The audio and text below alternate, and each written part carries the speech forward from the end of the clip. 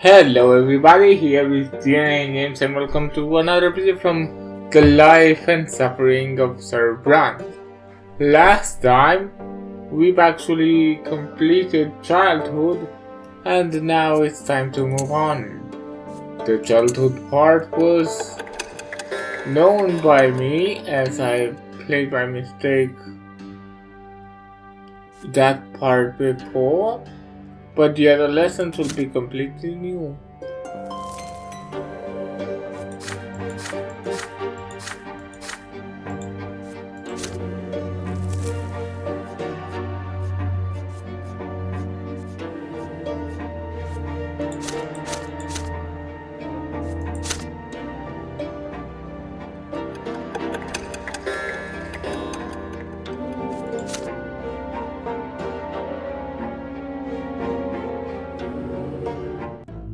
I was growing up fast. The school, the streets, and the whole wide world awaited me beyond the gate of my parents' house.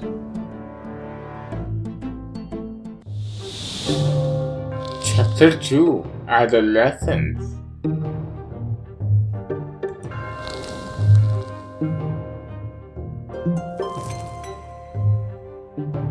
You've lived in this world for 8 years now. As you grow older, life grows more complex. The world of your childhood was limited to your house and family, but now the realm is expanding. It also includes your neighbors, the nearby houses and streets of the ancient city of Anisoth. A question now looms over you, growing more pressing with each passing year. What will your place be in this vast outside world?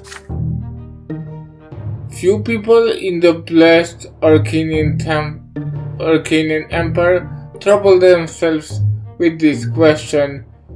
It's not within a man or woman's power to choose. Their destiny is predetermined by their birth and those who bore them. And yet, your parents' peculiar birth has granted you a choice. Your father is a man of nobility, a worthy example in matters of duty and honor. Your mother is a commoner of a lowly estate, and humility and patience made flesh.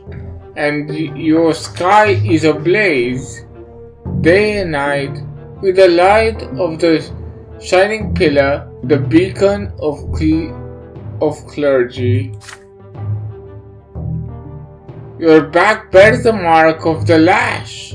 Will you accept the drudgery and suffering that is the lot of the lowborn for your entire life, or will you follow in the footsteps of your father and your father's father, fighting for the right and serve the empire as a noble of the mantle?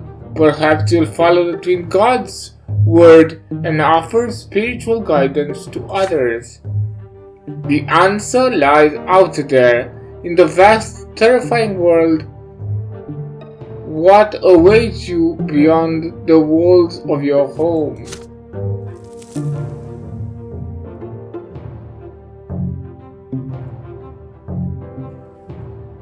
Okay, so you discover the secret society your sister Gloria has joined.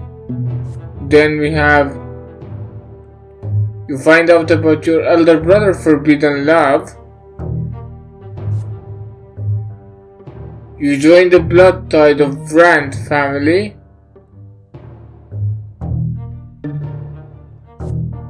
Or receive the spiritual admonition from you. So I think we can aim for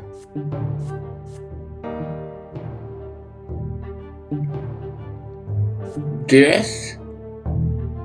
This is something that we'll actually like to have. Oh, more. You can matters of the heart, the experience of first romance feelings,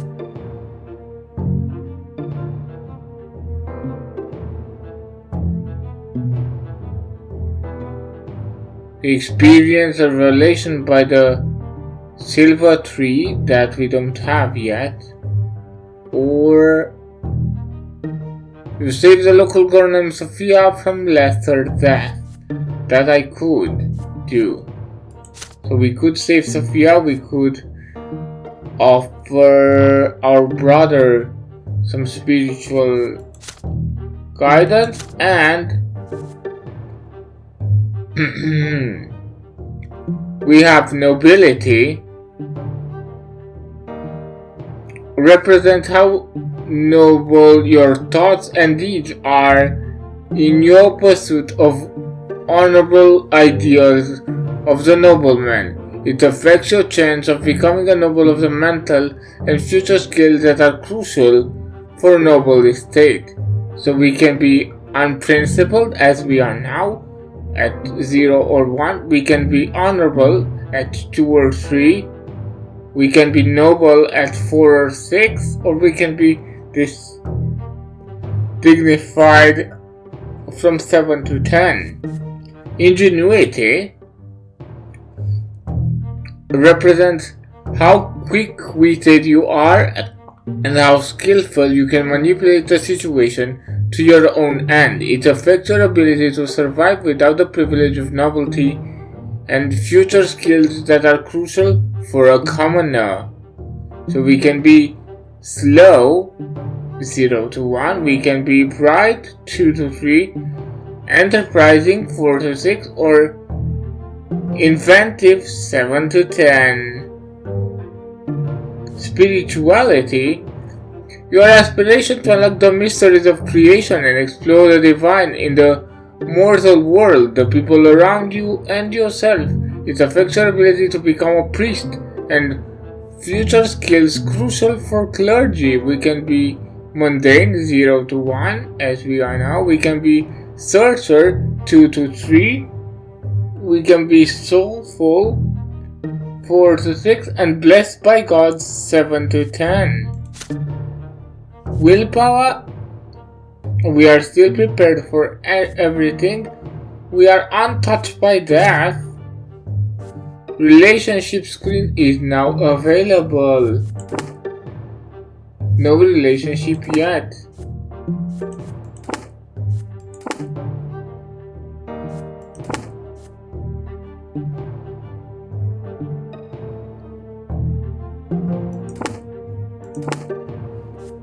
Okay, province screen now available.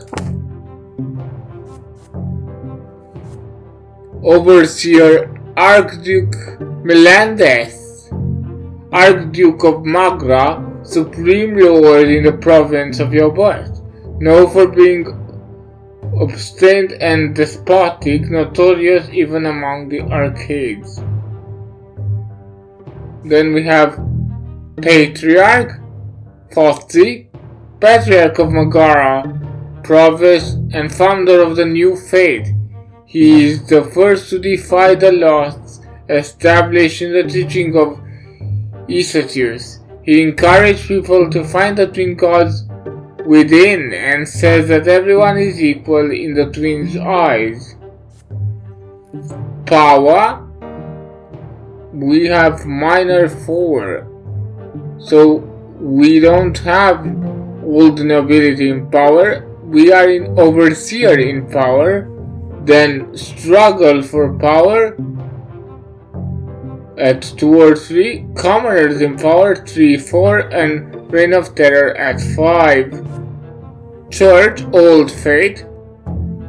Fall of the new faith would be at -5. Old faith -4, -3. Schism -2, 2. New faith 3, 4. Fall of old faith 5. Wealth of Megara, barren land at 0. Misery and devastation 1 to 3. Security 4 to 6. This is where we are now. Affluence 7 to 9, and flourishing land 10. Order, Lawless land at 0, unrest 1 3, discontent 4 6, peace 7 9, triumph of the law 10.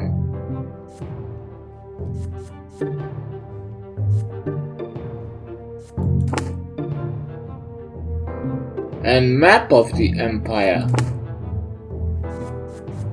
Okay.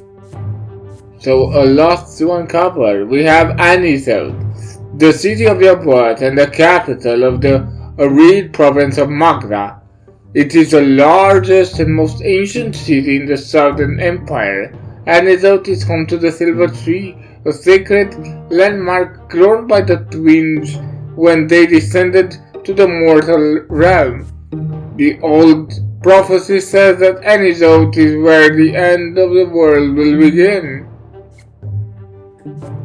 So, Valona, a city that is home to the largest monastery in the province of Magra, founded in the commemoration of the final unity of all the lands of the empire. The monastery of Valona is the second most popular destination for pilgrims after the Silver Tree. The monastery's monks are famed through the empire for their healing skills. Tuono, the noble estate with a small village, it has currently no owner.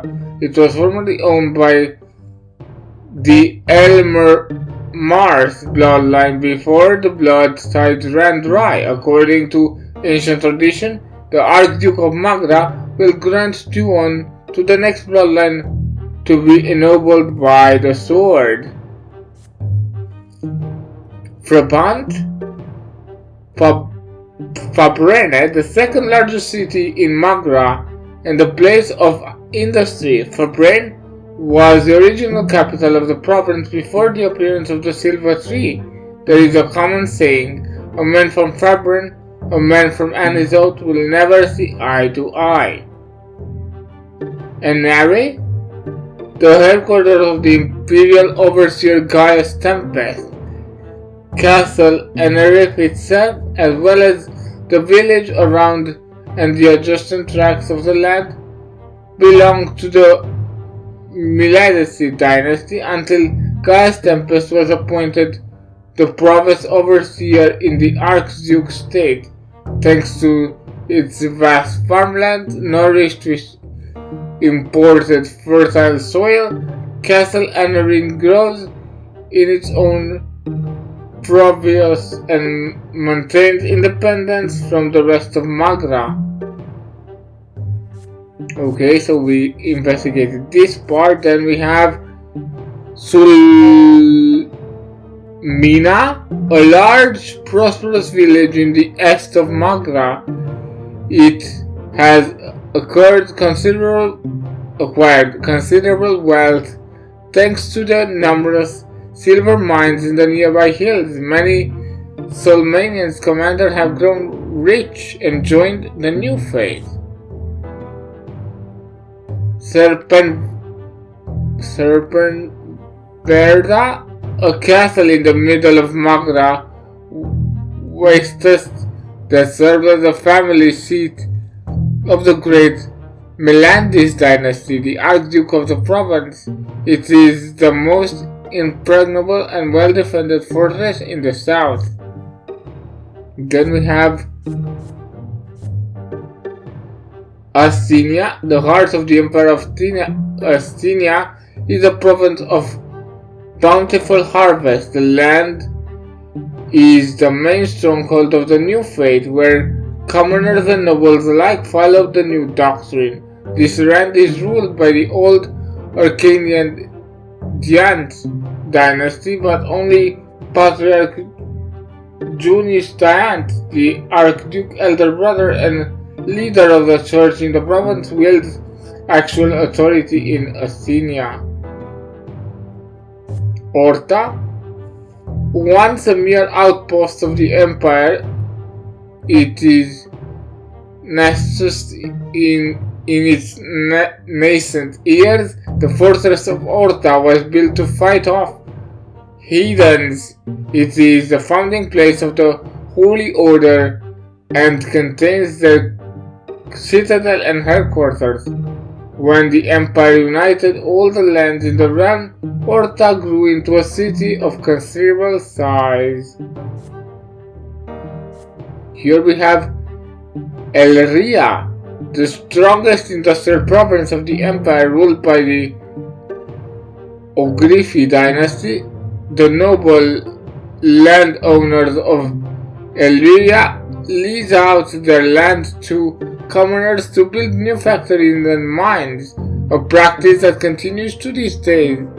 Elria was the birthplace of gunpowder and the firearms. The employee it is that employed before the noble estate banned its use across the empire as weapons of dishonor. Kupfer, the most well-defended fortress in the south of Illyria, it belongs to the great arcane Orgriff dynasty. Kilonis, the capital of Illyria, this sprawling industrial city is home to the scientists and inventors of all stripes. Often called the city of free thinkers, Kilonis is governed by the Lesser Quorum. The ruling Arcanian dynasty of the province hardly ever visits the area. Garcia, the sea gate of Monia, Garcia is only safe haven among the province's rocky shores. Well fortified and dangerous, this haven will accept no visiting ships without permission from the Monger dynasty. Monia, the bastion of arcane aristocracy, protected from the rest of the empire by the sea and the mountain ridge, it is the second oldest province of the empire. Here the noble tradition of yore are the strongest, and the lowly lot it is denied all freedom, save those they absolutely require. Morong dynasty conquered Monia long ago and now reigns supreme in this impregnable province. Montis, the capital of Monia province and the most well-defended citadel in the empire, Montis is commonly known as the pillar of the old Arcanian knightly spirit, and it is the site of many great tournaments. Archduke Mongru, like the other Mongols before him, boasts that the walls of the Montis will survive any siege. Then we have Arcania, the birthplace of the empire and every Arcanian dynasty honored by the emperor itself. The province is the most bountiful soil. Arcania abounds in ancient castle, green fields and towering fortress, sprawling cities and factories, and virtually non-existing here virtuality. Okay? No Arcanian dynasty would ever let such a massive human-built structure disfigure the demands of their ancestor. The only place in the province teeming with life and the spirit of the new age is Eterna, the capital of the empire. Northern province of Fiona, Constant and Ermia, the stern and inhospitable lands of north, they were populated by barbarian heathens until the great Arcanian warriors of the past came to eradicate them.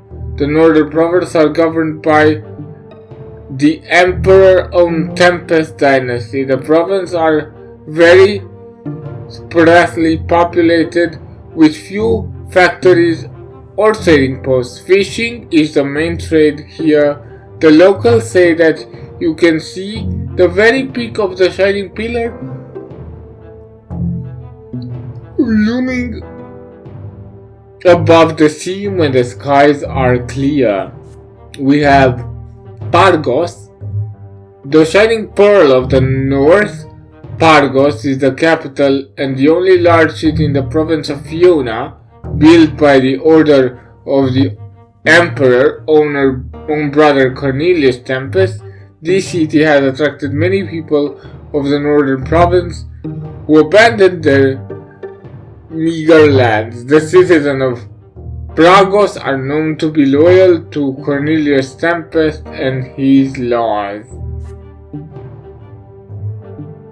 Siltrum, the personal domain of the Emperor's own Tempest dynasty, known by all the most beautiful castles in the Empire, it keeps its gate closed to all but the most exalted Arcanian and humans.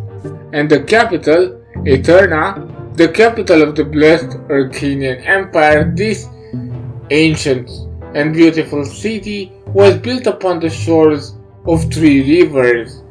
By the Emperor's own order, Eterna houses the Imperial College and military academy, which provides opportunity for commoners to become nobles of the mantle through service and valor, as well as divine seminary. Eterna is the place where Arcanian tradition, architecture, and fashion have always resided supreme. By the influx of human nobles and wealthy merchants, is slowly changing the way of life in the capital. Well, quite a history lesson. Okay. Finally, let's begin.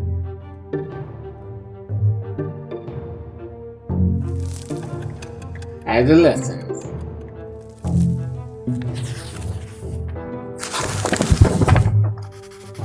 The boy down the street. The family expects more and more as you grow up. The teachers and tutors hired by your father keep you on your toe all the time. Your life these days is dedicated to studying for your future, for the future of the Brante family. Your younger brother Nathan keeps growing up too. He can hold a conversation now. You never refuse him when he comes to play, provided you have a bit of free time between your demanding lessons. It is rainy today. It is a rainy day today. Father and mother have gone to a ball and they left Nathan in your care. You lose track of time over the books in the sitting room and Nathan goes off alone to splash in the creek. Soon you hear his voice begging you to come outside. He is on the porch, sobbing, all covered in dirt. You walk up to him as he continues to bawl. It's all that kid. He pushed me into the ditch and called me names. He said I was fancy pants fool. I said I'll call my brother. He is still there. You have to go punish him, DNA. Nathan points at the lopsided wooden house further down the street where the poorer artisans live. You see 2 boys lingering there on the porch. They are clearly both commoners, but far from poor. One of them is almost as tall as Nathan, and frowns in a funny way, just like him. The other looks older, almost your age, but he is more broad-shouldered and taller. His name is Thomas. You've heard it before. There, DNA, that's him. Nathan points at the younger boy and hides behind your back. Thomas grins and rolls up his sleeves to reveal strong forearms. He must have been helping his father with manual labor for quite some time. Listen up, rich boys, Thomas Guerrero. We don't give a damn about you or your friendship. We don't let nobody call our home a stinky asshole Your little brother earned his ditch dive. Maybe next time he'll dress normal and stop picking fights with people who can throw him in the mud.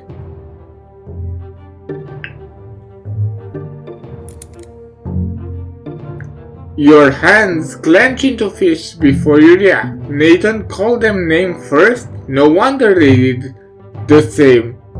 That's how it goes, but pushing your brother into a ditch is too much. Thomas stands tall and confident. He sees no threat in you. You are about to get ready to fight when you feel a tug on your sleeves. You turn your head to see Nathan, the one who started the whole mess. Cover Thomas and give him a beating. Nobility +1, Thomas +1. You simply teach the jerk a lesson. Say your brother is to blame. He did call them name first. Ingenuity +1, Thomas +1. Resolve the matter peacefully. You do your best to reason with Thomas and avoid the fight. Spirituality +1, Thomas +1. Listen to your brother first.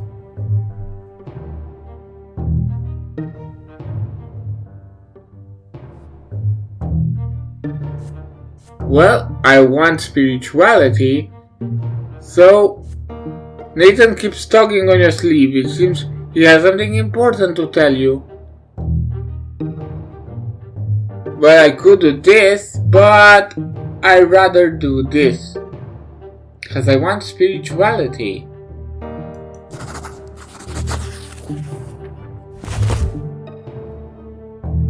This quarrel can be resolved peacefully. You turn to Thomas and offer to solve the problem like adults. His brother will apologize to Nathan, and Nathan will apologize to him in return. There is no need to fight anymore. You will give Nathan a piece of your mind when you get home. You and Thomas are all grown up and should act your age, you say. The blood rushes to Thomas' face when he hears this. Act our age, you say? Are you calling me a baby? You better shut your trap. This is all he has to say before he attacks. You barely dodge the first fist at your face. You start trading blows, laughing and puffing with rage. The younger brothers gang in awe at the sight. Thomas does not resort to fancy moves, dirty tricks or stupid taunts. He displays nothing but skill earned in many a street fight, and his heavy fists aim for your head. You keep dodging him again and again, trying to reach him. He takes a couple of glancing blows, but easily shake them off. What a bruiser! You start swinging your fist with greater and greater fury. Your heart is pounding like a hammer. You see nothing but the foe in front of you. How much longer will this take? You are worn out. Your breath grows ragged and your muscles grow heavy. But there is no way you can give up now. Nathan is watching you. Desperate and out of options, you swing and punch Thomas square in the nose. Then immediately let his first smack you in the temple. The blow rings through your head like a bell and blinds you for a moment.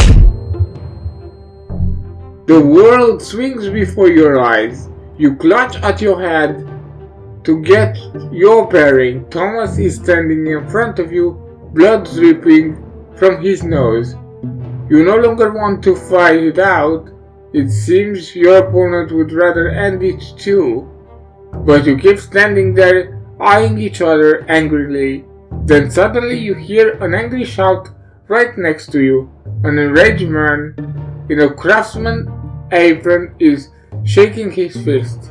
Thomas' face Thomas' face contorts in terror right away. My father, run! The punishment for fighting this flogging and the mere prospect of that make you run like the wind. Thomas sprints in front of you. You dash across the rotten wood planks of the back alley and over the lopsing fence across the giant puddle in one leap, and then forward into the tall grass. You hide there and stay quiet. You hear no sound of pursuit.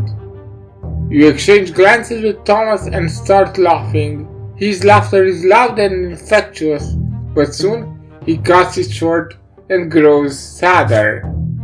Oh, I'm gonna get flung anyway. My dad's always quick to give me a beating, and then he'll start nagging me about the lots and the prayers for days like he always does. Why do I always get myself mixed up in this stuff? By fighting the only way to prove you're worth anything, right? But fighting is the only way. The adults didn't see you fighting. You tell him so. All you have to do now is convince them you weren't. Nosebleeds happens, right?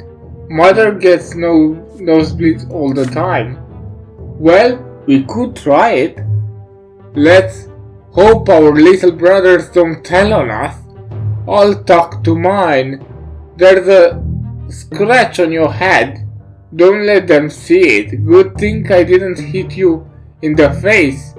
There's good as new. They're good as new. You assure him that Nathan will never tell, and in return you'll make sure he behaves himself so he won't get tossed into a ditch again. With that, you shake hands with Thomas. His handshake is as strong as you would expect based on his fist. You make your way out of the tall grass. You need to leave before Thomas' father goes to your family and complains about you breaking your law.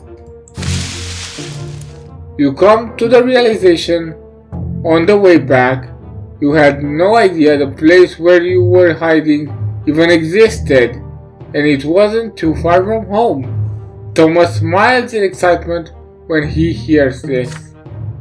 Oh, I know lots of places like this. I'll tell you what. If we get out of this mess today, I'll show you the way to the old fortress wall. It's the perfect place to build your own fort. I dragged a bunch of wooden planks there.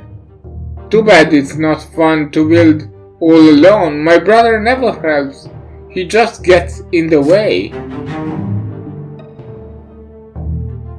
You emerge from the muddy back alley, united by a secret only the two of you know. It seems you have made a friend today.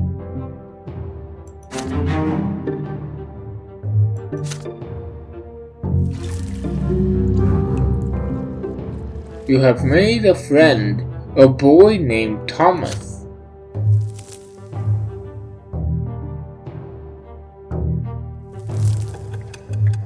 Well, this was a fun interaction. Next time we'll have to deal with riders on the road. But this will be all for today. I have been DNA Games. Don't forget to like and subscribe if you enjoyed the video. Feel free to comment and I'll see you on the next one. But until then, have some great days. Bye.